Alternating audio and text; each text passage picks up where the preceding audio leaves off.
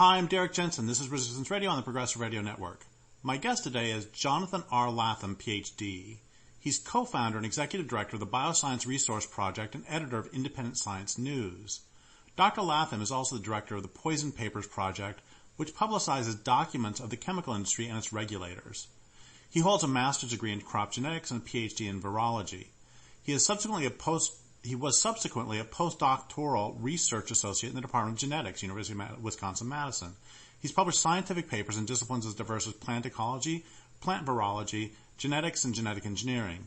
He talks frequently at international events and scientific regulatory conferences on the research conducted by the project. He's written for Truth Out, MIT Technology Review, The Guardian, Resilience, and many other magazines and websites. Today we talk about the Poison Papers Project. So first, thank you for your work, and second, thank you for being on the program. Hi there, Derek. So, what is the Poison Papers Project? So, well, the project started, at least as far as I'm concerned, in 2015. There's a lady called Carol Van Strum who lives in Oregon, and she is a homesteader. And she was writing an article for a website that I am the editor of, which is called Independent Science News. And Carol was making some strong claims about what she knew about the functioning of the Environmental Protection Agency. And so I, because what we're running is a science website, I said, Carol, you have to back up these claims. Something we need to see about these evidence of the existence of secret committees and things like that. She was making very strong claims. And so I said, we have to see these documents in order for you to write it on our website. And we went back and forth over this, and she had nothing online or nothing in any electronic format that she could show me. But she would say things like, oh, this paper is in my barn. I have the evidence. It's in my barn, and so on and so forth. And so I became interested in Carol's barn, and I said, what do you have in your barn? And, long story short, she had about 2.5 tons of paper, which is essentially really obtained by her through things like the Freedom of Information Act, through her work with various lawyers who've sued multinational companies over chemical toxicity issues. Also from Freedom of Information Act requests to other government agencies like the Bureau of Land Management and the Veterans Administration. And so she had, and also, some of the documents came also from whistleblowers. So she had a whole kind of, collection of information, which started, her story basically was that she and her family they live in Oregon back out in the woods somewhere, and they'd been sprayed by airplanes in the late 1970s. And it turns out that what they were sprayed with was Agent Orange.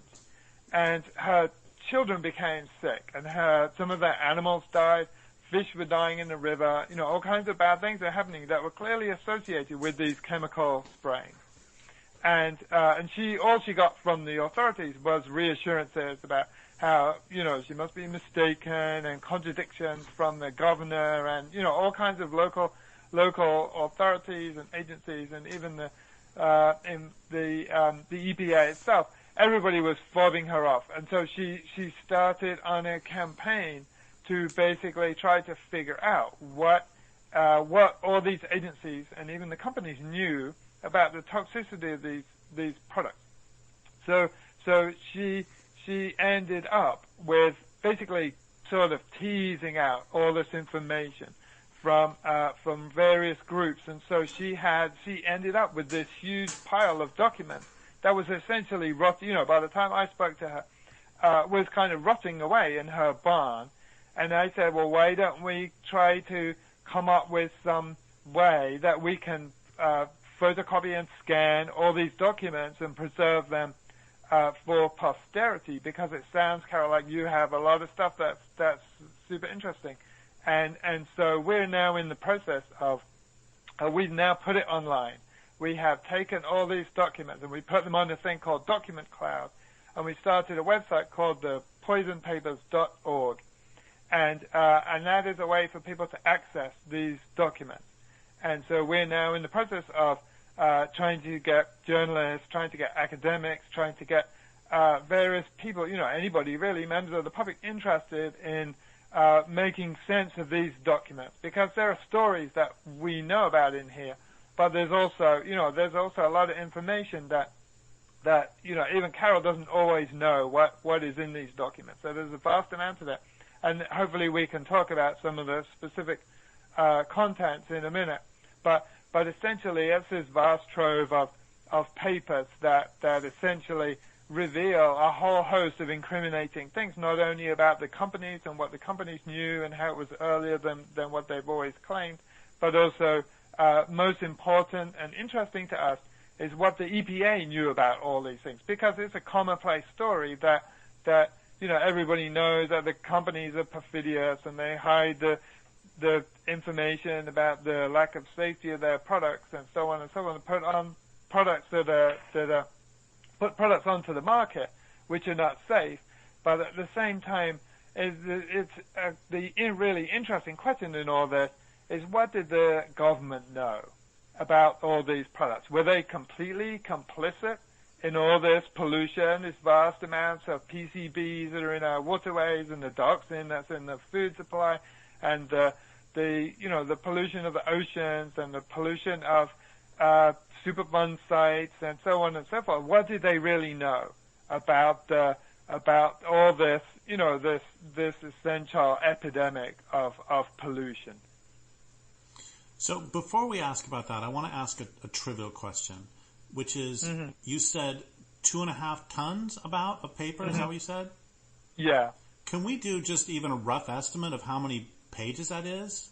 I know it's trivial compared to the other subject. Yeah, we can. It's between 200,000 and 300,000 pages. Wow. Okay. So let's dive into the real subject then. So what do these pages actually reveal? Can you tell some of the stories that are revealed in there about the relationship between, for example, the EPA and the toxification of the total environment? Yeah. So, this has many angles to it, I would say. It's a very complicated story, but essentially, towards the end of the interview, maybe we'll get down to what is the sort of order behind the chaos, if you like. But, what I want to help people to understand in the first instance is that, there is a high level of complicity between the agencies and the companies. And so we have, for example, there are documents in there, which is some of the first things that Carol found out, was that the EPA knew quite a bit about the toxicity, for example, of dioxin. Right? So dioxin is a family of chemicals, and I'll call them singular, but many people call them plural. But basically, it's a family of chemicals that are byproducts of the production process of chlorinated hydrocarbons. So that, for example, pretty much many people think that pretty much any chlorinated hydrocarbon will have some proportion of dioxins present in the manufacturing process. And there are many chemicals, for example, 2,4-D and 2,4,5-T, whose structure is very similar to dioxins. Basically, there's two benzene rings, and then they're basically joined together, and then they're decorated with chlorine molecules. So this is kind of like an endpoint structure of the chemical reaction process, and essentially, the longer and hotter you run those reactions, the more likely you are to get to these endpoints with the double ring structures all covered in chlorine molecules that are essentially incredibly toxic to people. So they are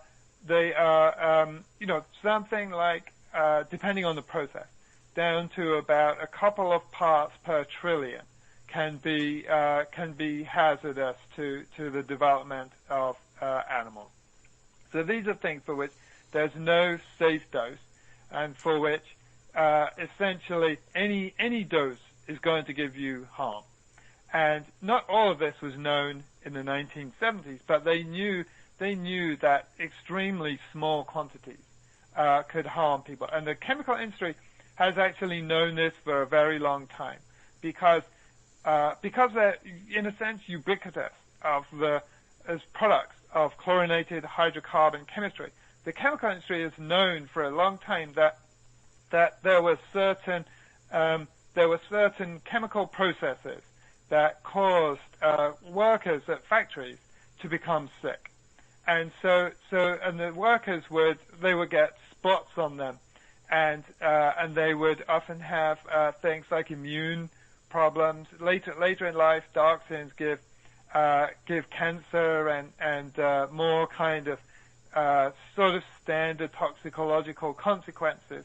But the immediate consequence, the kind of consequence that you're going to notice as part of your workforce evaluations or just wandering around the site, will be things like liver toxicity and these spots. And the company workers, for example, one of the things that's interesting about the papers is they document how in the 1960s, Dow Chemical in Midland, Michigan, was they were basically manufacturing Agent Orange there. Okay, so you imagine that this is a chemical that's caused millions of birth defects around the world, and they were producing it on that site in huge quantities. And the thing that's most dangerous about Agent Orange is these dioxin contaminants. The chemicals themselves are not good, and they will give you serious illnesses all on their own. But dioxins are, probably several orders of magnitude more toxic than the chemicals themselves. So what the chemical company found was that their workers were basically getting, in certain parts of the factory certain parts of the plants where they were making these ring structures, were becoming, were getting these sort of acne type, terrible, really bad acne spots. And so they started talking to other companies about what was going on here. And there was a sort of, there were always certain people in all these companies who knew quite a bit about the toxicological history of these things. Like people always cycling through these companies, but they knew back to even to the 19th century that people have been reporting these kinds of symptoms from the use of chlorinated hydrocarbons. And between them, they kind of were in discussions, it turns out. They were exchanging letters with each other about chemical accidents, for example, in which people have been exposed. And especially you got these problems when chemical accidents happen. Basically, the temperature runs too high, your vat explodes or whatever. Lots of people get contaminated, and you contaminate a large area, in and around the plant, for example. But essentially, what's happening in those chemical explosions is the reactions are running ahead of the production of the thing that you want, and they're producing dioxins. So at the same time as you're having this accident, you get these dioxins produced in particularly high quantities. So they were exchanging information, firstly about the nature of their accidents, secondly about the nature of the illnesses that the workers were suffering from. But also what they knew was that the workers were suffering from similar illnesses, even even as a result of normal production processes, right? So companies are not stupid, right? They can see perfectly well. They may pretend that they don't know all kinds of stuff, but they had methods of figuring things out. So, for example, after one of their accidents, Bayer, I think it was, one of the German companies, either BASF or Bayer, they basically put animals into the factory where the workers were, right? And they put animals into the factory where the workers were, and the animals were dead after 24 hours. And so they knew that this was a highly toxic byproduct that had come out of these experiments. And they didn't necessarily tell their workers this, but they understood, this information was being shared at the higher levels of management. But it's also the case that workers in these factories also knew more and the management really wanted them to. Because in Dow's Michigan plant, when they were making Agent Orange, they pretty much had a worker revolt. Because what was going on at the factory was that the workers were developing this acne. And the workers knew, firstly, you weren't supposed to have acne. Secondly, that the acne was associated with all kinds of other illnesses, like immune problems and liver problems and essentially muscle fatigue and all kinds of, not nice things that were happening to these workers. And so there were workers having to be taken off and moved to different parts of the factory. There were workers talking to each other about how they were becoming sick. The factory, the company was putting, was having to listen to worker demands about their concerns about the product, and working in these particular buildings where they were making these involved in these particular processes. And so the companies, they kind of go through, Dow in this particular case, went through this whole process of, we'll put a doctor in the plant, and then we'll try to keep workers in there for the minimal amount of time. We'll try to, reduce all the leaks and various things, and they end up kind of basically walling off that whole section of the plant and having people not go in there very often. But essentially, there's a whole report that's written by Dow Chemicals about firstly their discussions with all the other companies, and secondly about all this basically toxicological consequences that they were sort of figuring out came from a small contaminant that was in their product.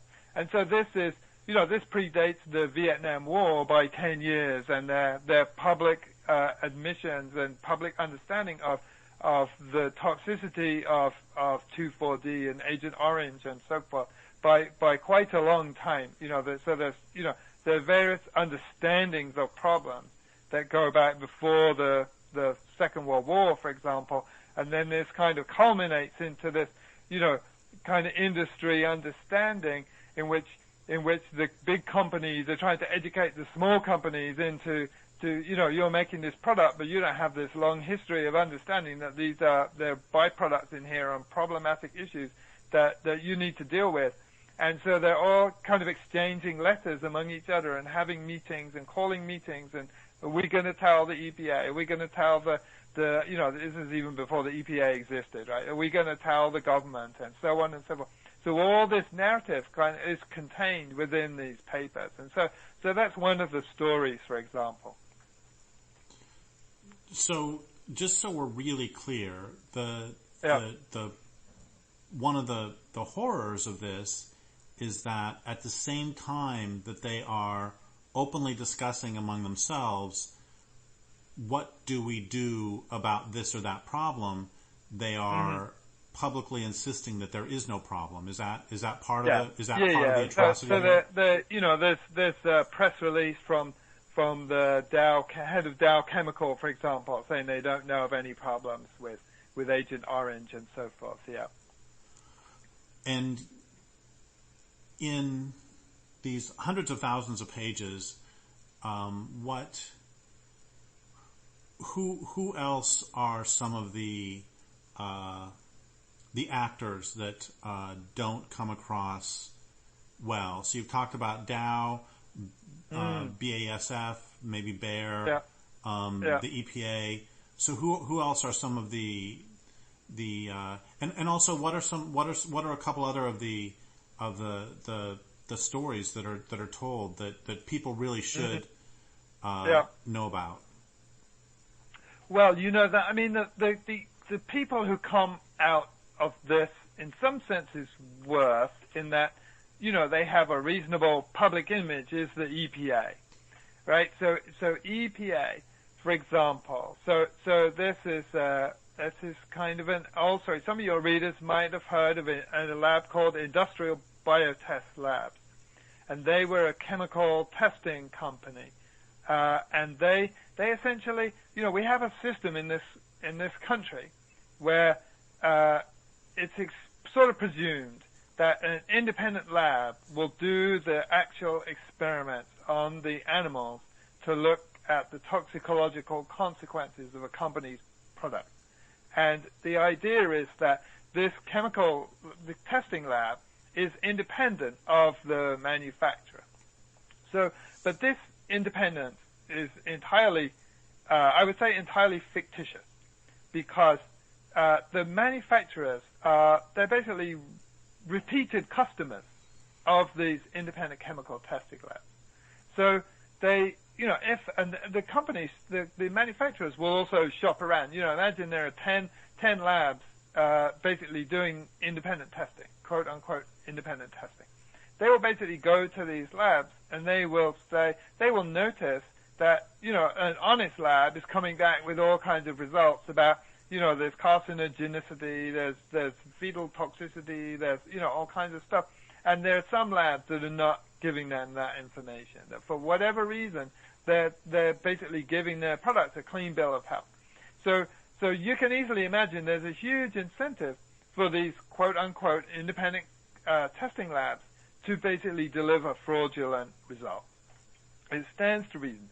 And essentially what happened in the case of industrial biotest labs is they grew to become the largest independent chemical testing lab in the country. And in the 1976, a research senior scientist from FDA discovered that the industrial biotest labs was basically submitting fraudulent data, and he went to the labs, and it only took him 5 minutes of looking around to work out that this lab was not keeping its animals right. It was not following the protocols. It wasn't doing anything right, and the people at the lab ended up calling the police on this FDA researcher, who basically taken it upon himself to go and visit this lab. And so this became public, and it became an international scandal. It was reported a little bit in the papers, but the story that was reported in the papers is that essentially that EPA had discovered that this chemical testing lab was responsible for about 30 or 40% of all chemical testing done in the country at the time. And it was, so there were many public products. There were many products like glyphosate, like atrazine, like chlorpyrifos, like 2,4-D, many of which have been through the industrial biotest system. And these, and EPA, basically, they did a joint investigation along with the FDA. And, but because most of the chemicals in question were pesticides, EPA ended up leading this. Along with, they also had a collaboration with the Health Protection Board of Canada. And essentially, what EPA should have done, if EPA was honest, is they would have said, we will basically, to tell the public as soon as they knew, firstly, what chemicals had been tested by industrial biotest labs. Because, what the public, what each individual person needs to know is, has the chemical that I want to put on my lawn or my pet or my food or whatever it is, has that been through basically a fraudulent independent chemical testing process? But EPA concealed that information. And they concealed that information because otherwise people would make decisions about what products to buy, and that would be a problem for the chemical industry. Many companies had most of their products had been through this IBT system. So the official story is that EPA did a very long and complicated investigation into what was fraudulent and what was not fraudulent at IBT, and then they basically sorted the sheep from the goats, and and what was the necessary corrections were made to the system. New tests were done, and so on and so forth. But that isn't what actually happened at all. What happened is that EPA realized straight away that basically none of the research at industrial biotest labs was honest. It was probably all fraudulent. They could not hardly find any experiments that hadn't been misreported, that hadn't been basically falsified signatures. There were the EPA ended up, for example, accepting data, even after this fraud was totally exposed, at least internally to EPA.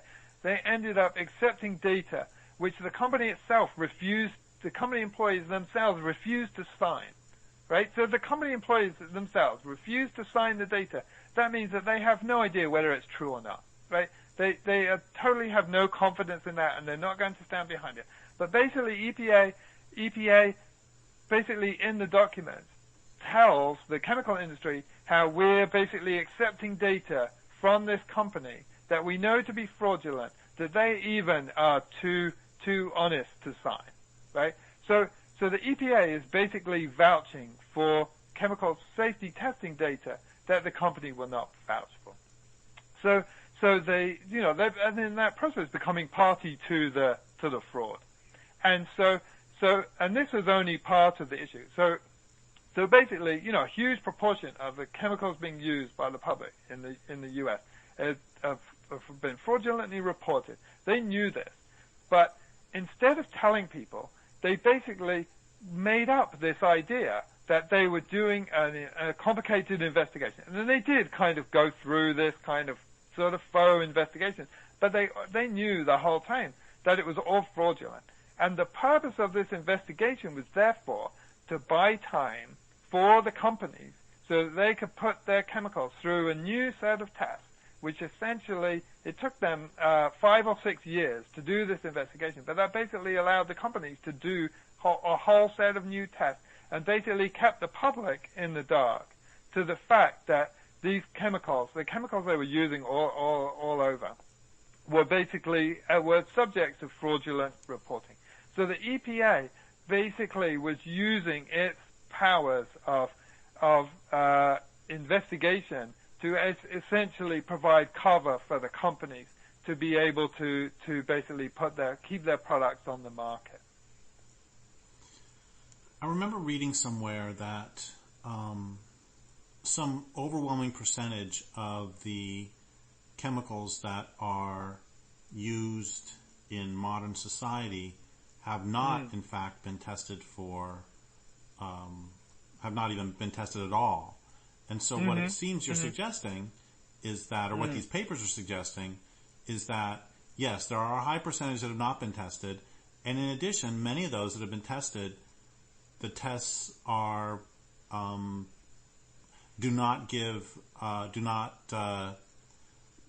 tests are fraudulent. The tests are at best deeply flawed. Yeah, I mean, I would just simply say fraudulent. I mean, this it's a complicated situation because it's true that many things are on the market that have never really been through any kind of testing at all. But the questions that the papers cover are the things that have been through this testing process. And what the papers show is that this testing process, in many ways, is dysfunctional. You have, for example, there in the papers there is evidence that other companies and other products were also submitting fraudulent tests to the EPA, and but the EPA never did anything about these at all. Right? They just would take data that clearly made little or no sense, or the companies, for example, would say no pathologist was on duty. So it would say in the application, no pathologist was on duty at the time that this chemical, at the time that we did the autopsies on the animals that we did use for these tests. So basically what they're saying is that they're not actually examining the animals for tumors, for example. You do a carcinogenicity test. The only way that you can ascertain whether these animals at the time of death have the treated groups have more tumors than the non-treated groups is basically you take sections and you look at them under a microscope and you see lumps of various sizes, and then you make some professional analysis of what those lumps mean and what kind of tumor is in that animal. And basically what the companies are saying is what the independent labs are basically saying is, we went through the process, but no one actually, with any professional experience, actually examined the slide, right? So this is just fraud of a slightly different kind. Do you know what I mean? But so you have this kind of, all these different levels of incompetence and uselessness and essentially deception going on through the whole process. And so the EPA, for example, is paying lip service to the law by doing the chemical testing, by having it done by an independent company, and so on and so forth. But actually, they're not respecting the scientific process in the least. And so you have a situation in which all the way through the chemical testing process. So basically, the data is being submitted to the EPA. Then EPA is looking at this data, and they're basically accepting it at face value, even though at face value, any rational person would say at face value this data is worthless. There are missing experiments, for example. It's one of the things I'm writing up at the moment. There's basically they're examining a chemical application. In this case, the chemical is called permethrin. People use permethrin all the time, and permethrin was approved by the EPA in I'm trying to think, 1982. I think yes, it was 1982, and they had data. The EPA had data for permethrin that basically showed in all different kinds of ways that permethrin was a carcinogen. And they took this data, and they basically, at face value, there's a huge excess of tumors in the permethrin data. But what EPA would do, they would take that data, and they would submit it to various kinds of analysis in which they would basically come up with ways, basically spend, 2 or 3 years analyzing this chemical. And they basically what they're essentially doing is coming up with different ways to discount the elevated incidences of cancer in all these different tissues and in all these different types of experiments. So you've got, firstly, is probably what's even being submitted to them is a way underestimate of the amount of cancer in the treated animal. But they ignore all that possibility, and I would say probability, given there would be good reasons why somebody didn't submit a certain animal or a certain set of tissues or a certain whatever to the analysis, which is, so basically the way that, let me backtrack a little bit, the way these tests are supposed to be done is before you even start, the company who does the test submits a protocol. They basically say, we're going to do it this way. And so when it finally comes to the analysis and it's sent into EPA, it hasn't been done that way at all. They've ignored huge amounts of organs. They've failed to analyze certain animals and so on and so forth. And the obvious question, if you're an evaluator of the EPA, is to say, well, why didn't you look at these animals? Was it because they had cancer? Was it because they died before they should have? Was it because they had some other chronic illness and so on and so forth? But EPA never asked these questions. They would just take the data and then they would do statistics as pretending, in a sense, that they had all the data for the experiments. Because as soon as you start to do statistics and you've got missing animals, you don't know whether those missing animals should go in the, they died for some important reason, or maybe the company just forgot to analyze them, in which case they're just, they were essentially unharmed by the treatment. The EPA has no idea which one of those two things is true. But so essentially they're making up statistics as they go along in order to basically, what it appears to be is to give this chemical a clean bill of health. So they're basically, so they go through this process of taking the submitted data, and then when it shows that there are excesses of tumors in the treated groups, they will do things like they will take those tumors and they will sort of decide, these tumors, they're actually two different kinds of tumors. And because the set of tumors that's elevated by this chemical is now considered to be two kinds of tumors, it's no longer statistically significant as a result. Or the tumors are considered to be rare, or they're put into another group.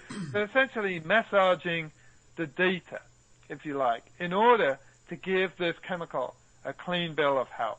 And so they're going through this process of essentially whitewashing this chemical. So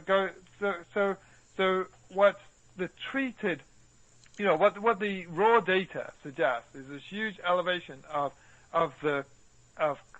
tumors in the treated groups. And what the final report of the EPA is basically to say there's no difference between the treated and untreated groups, because we discounted these tumors for that reason, and these tumors for that reason, and these tumors for that reason, and these ones for another reason, and so on and so forth, and until eventually the thing gets a clean bill of health. But this has taken 2 or 3 years of analysis to do. It's happened across different departments of EPA. So, the people who do the initial evaluation are different from the people who do the intermediary evaluation, who are different from the people who have put together into some ad hoc committee, and then they're different from the group that actually pulls the whole thing together, and then that report is submitted to another branch of EPA, so on and so forth. So, there's this kind of system, a sort of systemic failure, in which the people in each group are only committing relatively minor scientific sins. But when you add them all up, what happens is that if each group of scientists who get to look at the data basically kind of do a little bit of massaging each, by the time they've all done a little bit of massaging each, the problem basically goes away. And so the submission, the original data submitted, there's no relation to the final report that EPA essentially makes part of the public record and says, based on this data, we don't find any problems with this chemical, and therefore we're going to approve it with this allowable daily intake level. So this is the kind of what's really interesting. Firstly, is the fact that EPA is doing all this massaging of the data. But then the second thing is to ask the question, why? Why are they doing this, right? Why as an agency would you fail to carry out your mission to protect the public? Like, what's in it for you? And I'm going to save you asking me the question because I can tell you what's in it for them. Lots of people focus on the revolving door and influences of industry and so forth on the EPA. But what we think is going on is something somewhat different from that. What we think is going on is that you have to imagine you're a junior person who works for the EPA, and you notice that there's an obvious excess of tumors in the treated groups. And you have to pass that. Basically, what's going to happen is you're a junior person. You're going to have to pass on to your boss some information which is basically going to destroy the probability of it being approved of some, fancy new product of a very large international corporation like Monsanto or BASF or ICI or whoever it is. And your boss is not going to thank you for passing him or her that piece of information, because they're going to have to pass it to their boss, and their boss is not going to thank them for having that piece of information, and so on and so forth. And this goes all the way to the top of EPA. So there's an incentive which is built into the system, which basically says, we don't want to hear any problem about chemicals that you may find. And the reason for this system is that, at the end of the day, the head of the EPA, the equivalent to Scott Pruitt, is basically, is going to imagine Scott Pruitt loves the environment and really wants to protect the planet and so on and so forth. He is going to basically say, look, let me just remind you that he's appointed by the president. He is basically going to have to take this piece of information, ultimately, if it pans out, to the president and say, Mr. President, we're going to have to ban this chemical, and there's going to be some complaints from this, multinational chemical corporation, but this is a very important thing to do. And so he's going to basically have to make that case to the president. And the president is, knowing most presidents of the United States, is going to say no, right? We're not doing that. You're not going to be able to do that. So Scott Pruitt knows this, the equivalent of. Scott Pruitt's deputy knows this. The deputy of the deputy knows this. The deputy knows this. Everybody in the EPA knows this, all the way from the bottom. So the only permissible solution to that problem is to bury the data, right? So what you see in these papers is the perfect example of that. So at each level of the process, people are basically burying the data so that everything that goes through the agency ultimately ends up with a clean bill of health, no matter how it started. And so that is our thesis about how these agencies function, right? Basically, it's a simplified, very complex version, rather, of the idea that bad news doesn't travel, right? You cannot pass really bad news up to the top of the agency because apart from anything, it disturbs people. If you subtly remove, kind of greenwash all these chemicals, it basically allows the people who work for the agency to retain the idea that they are actually protectors of the environment, right? Because the people who work at EPA, I don't believe in the idea of good and bad people. For the most part, there are just people who want to keep their jobs and don't, are not intellectually together enough, and they're not smart enough, and they're not quite honest enough to pass the whole truth up through the system. So what they do is they kind of massage it at every stage of the process. But at the same time, they feel like they're passing on what is the accurate piece of information. But essentially what the agency does is develop all these mythologies about certain, the way you square the circle is you develop within the agencies all these sort of systems of arguments. For example, one argument would be, if this chemical, permethrin, causes an excess of tumors in male rats, but doesn't cause an excess of tumors in female rats, therefore, there must be something wrong with the data. And what's wrong with the data is the excess in the male rats, right? What's not wrong with the data is the normal number of tumors in the female rat. And so everybody says, oh, well, it's not consistent, right? It's obviously an invalid result.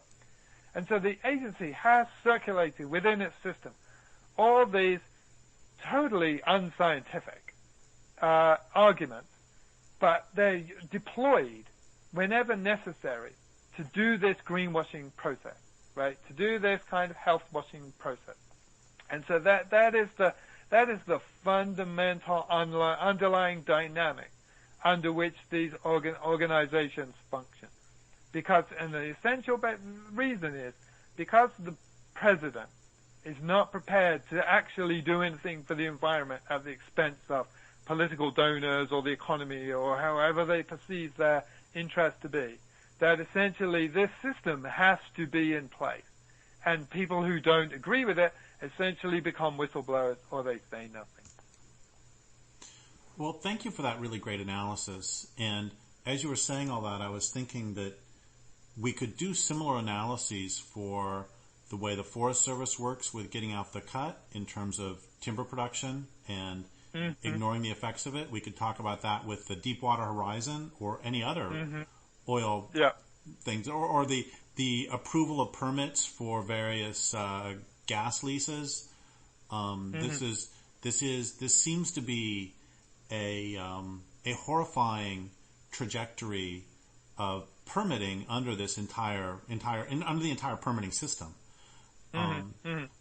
So having said that, we have about 5 minutes left, and I have a couple questions I want to ask. And I just want to say, first off, that I think everything you're saying is really horrifying, and that leads to a question before the wrap-up question. The question is, what has been the response by mainstream or corporate journalism to all of these various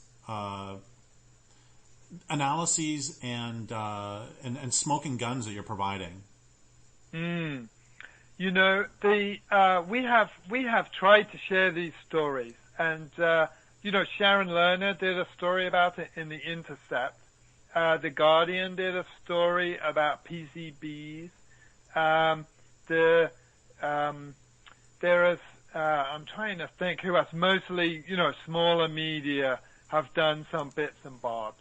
But, you know, the overwhelming sense that you get is that the mainstream media does not want to cover any of these issues. You know, they have, you know, they basically, they just find reasons why they cannot cover the stories that you have. You know, I'm happy to see, you know, we've sent press releases and we've sent information out to these people, and these people know that we have a valid set of documents that we could, you know, that could shed light, huge amounts of light on the kinds of things that they claim to be interested in, like Agent Orange or you know, herbicide toxicity and so on and so forth.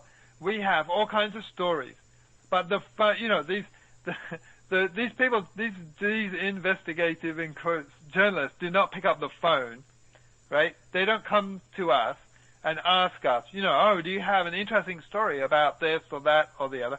And occasionally they do, right? You know, 1 in 100 or so of these journalists will, and we will tell them a story that you know, to me would make the most interesting story of the entire year, and they don't get back to you, right? So you know, they you know, they perceive limits on what they can do. You know, maybe this is no surprise to you, but you know, the kind of obviousness of it all is slightly startling, I would say. You know, why do they not come and find us? Why do they not talk to us and try to find out more and go and find the sources? And the answer is that they're posturing as journalists is kind of the way that I would argue it. Well, it seems in many ways the same dynamic is playing out as the one you're talking about. It's like you said, bad news doesn't travel, and there are limits. So, but really, we only have a couple minutes left, and all of the information that you've given and analysis you've given is so important. And what exactly, or generally, do you want people to do with this information? So, somebody is listening to this, and they live in Oklahoma, and they are really moved by this. What do you want them to do now?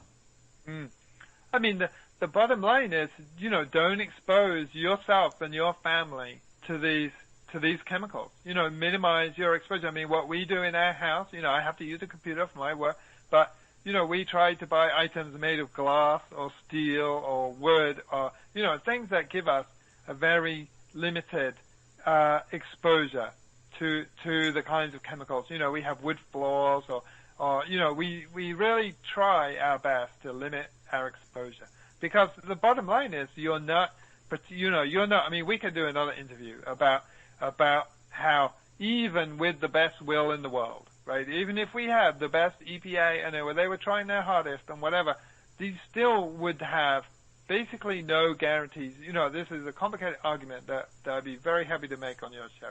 But essentially, there is no way of testing these chemicals, right? Because a chemical has to be safe for your immune system. It has to be safe for your reproductive system. It has to be safe for your neurological system. It has to be safe for your liver. It has to be safe for your heart. It has to be safe for all these different things.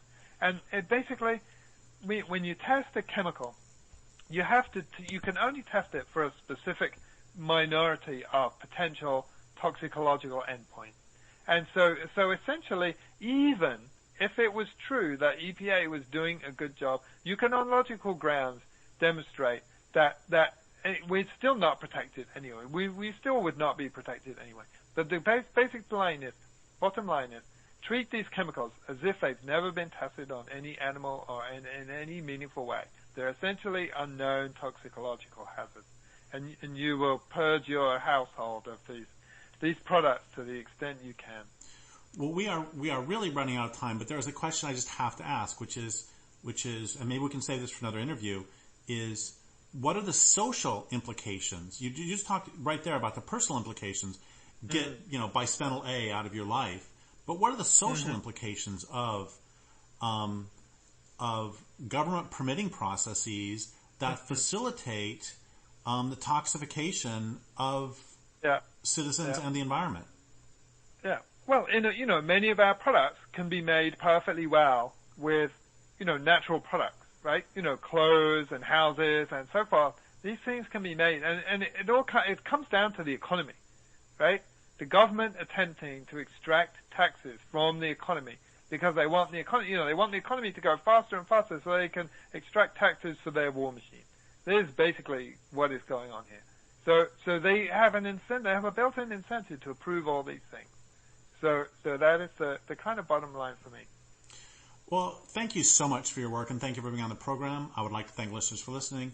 My guest today has been Jonathan R. Latham, Ph.D. This is Derrick Jensen for Resistance Radio on the Progressive Radio Network.